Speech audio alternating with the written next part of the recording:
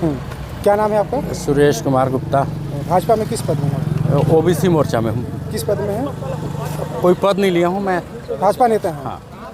तो क्या हुआ है, यहाँ एसपी ऑफिस क्यों आए हैं? एक बकरा मैंने पाला था, ये सोच के पाला था कि सारे बकरे कट जाते हैं, मैं इसकी जीवन को संरक्षित रखूं और लोगों को एक संदेश दूं कि इसे भी जीने का एक अधिकार है। तो हुआ क्या?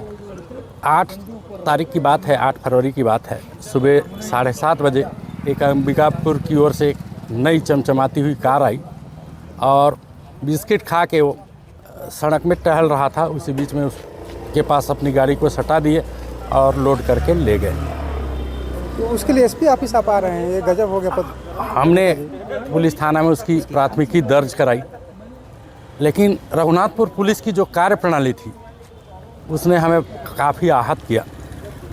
जब मैंने वहाँ के थाना प्रभारी से बात किया तो कह रहे हैं हमारा काम बकरा चोर पकड़ने का नहीं है। मैं कहा चोर तो चाहे इंसान का चोर हो या बकरे का, चोर चोर होता है, उसको पकड़ना आपका फर्ज है, दायित्व है। फिर उन्होंने बोला मैंने जांच अधिकारी नियुक्त किया है संत कुमार चौहान, उससे बात करो। संत कुमार चौहान को मैं बोला तो बोल रहा है कि कार्रवाई के ज़्यादा दबाव डालोगे तो मैं फांसी लगा लूँगा।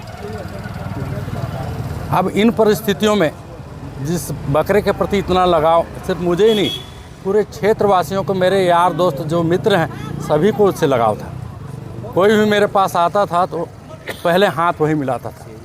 उसका नाम शेरू था और बहुत ही लोकप्रिय था। समाचार चैनलों में भी उसके समाचार छपे थे, इसलिए वो काफ़ी लोकप्रिय था।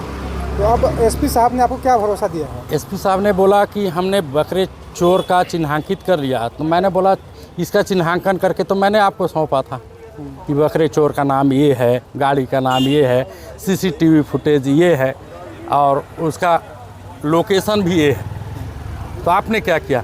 तो नहीं, हमने आदमी लगाया है वहाँ और हमारी टीम शायद पकड़ ले।